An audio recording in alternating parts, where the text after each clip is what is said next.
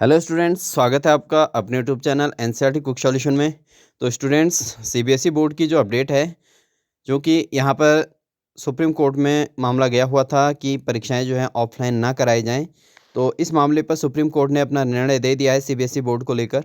तो CBSE board का कहना है कि ऑफलाइन ही होंगी 10वीं और 12वीं की बोर्ड परीक्षाएं। तो किस आधार पर इसको जो है ऑफलाइन परीक्षा को ही महत्व दिया गया है, इस पर हम डिस्कस करेंगे। तो यहाँ पर 10वीं और 12वीं की बोर्ड परीक्षाएं ऑफलाइन ही होंगी। सुप्रीम कोर्ट ने राज्य बोर्डों सीबीएसई व आईसीएसई की परीक्षाएं रद्द करने की मांग वाली जनहित याचिका को रद्द कर दिया। तो दोस्तों, यहाँ पर जो बात है वो ये कहा गया है कि सुप्रीम कोर्ट ने राज्य बोर्डों सीबीएसई और आईसीएसई, तो ये सभी बोर्ड के लिए लागू होता है स्टूडेंट। तो justice AM Khanwilkar, justice Dinesh Maheshwari और जस्टिस CT रवि कुमार की पीठ ने बुधवार को कहा कि इस तरह की याचिका दाखिल करने की सलाह गलत है और समय पूर्व है, क्योंकि संबंधित प्राधिकरण ने इस संबंध में निर्णय नहीं लिया है। ठीक है, और फैसले के बाद पीड़ित छात्र उसे चुनौती दे सकते हैं यदि वे नियमों के खिलाफ हों। ठीक है, और याचिकाकर्ता ने परीक्षा वैकल्पिक मूल्यांकन पद्धति से कराने की मांग की थी। तो यहाँ पर जो याचिकाकर्ता थे उन्होंने ये कहा था कि जो है अगर पढ़ाई जब ऑनलाइन हो रही है तो आखिर परीक्षा ऑफलाइन क्यों। और दूसरा ये था कि जो है यहाँ पर थ्योरेटिकल तरीके से जो पेपर हो रहा है उसमें ऑब्जेक्टिव टाइप के क्वेश्चन लिए जाएं। ठीक है, तो ये बात कही गई थी जो है याचिकाकर्ता के द्वारा। तो यहाँ पर इसको भी सुप्रीम कोर्ट ने खारिज कर दिया है। और ऑफलाइन परीक्षा में कोई परेशानी नहीं, तो यहाँ पर सीबीएसई ने भी क्लेरिफाई कर दिया कि ऑफलाइन परीक्षा कराने में कोई परेशानी नहीं है। तो सीबीएसई ने कहा कि कोरोना के हालात में सुधार हुआ है, परीक्षाएं ऑफलाइन होनी चाहिए।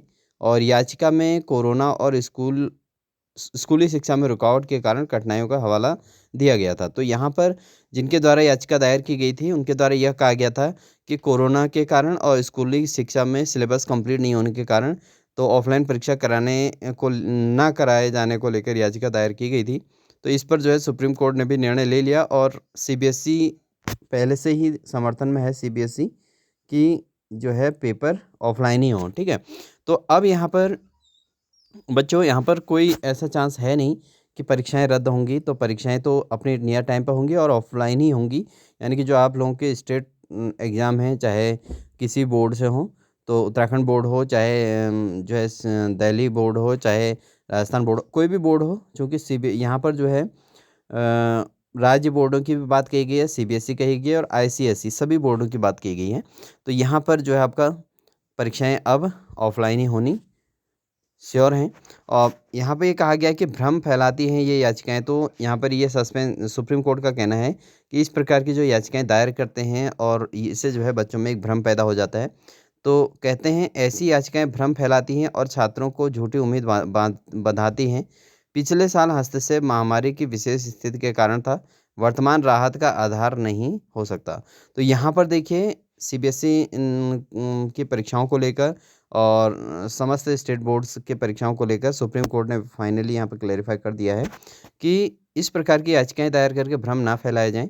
इससे बच्चों में जो है एक झूठी उम्मीद आ जाती है कि परीक्षाएं नहीं होंगी और हम ऐसे ही उत्तीर्ण हो जाएंगे, ऐसे ही सफल हो जाएंगे, ऐसे ही पास हो जाएंगे।